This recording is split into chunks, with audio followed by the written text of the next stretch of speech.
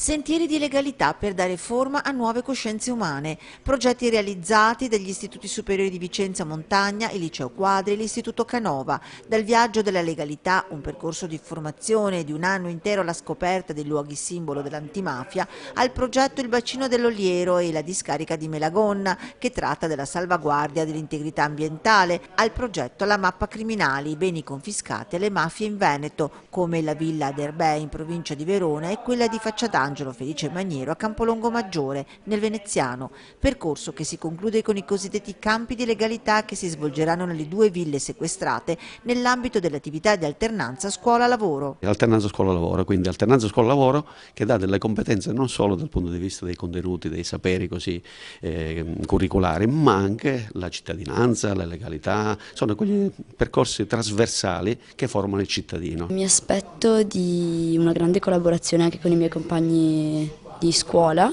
ma non solo, di conoscere nuove persone, anche di avere nuove conoscenze sui progetti mafia e di capire come poterla combattere. Ad affiancare i ragazzi e a partecipare economicamente al progetto anche il sindacato SPI-CGIL. Noi come pensionati diamo una mano nelle cucine, facciamo i lavori, così li accompagniamo, quindi anche un'esperienza profondamente intergenerazionale. In più diamo un contributo perché paghiamo il 90% delle quote che questi 25 ragazzi che vanno devono tirar fuori per sostenere il campo. L'altro 10% lo mette le famiglie.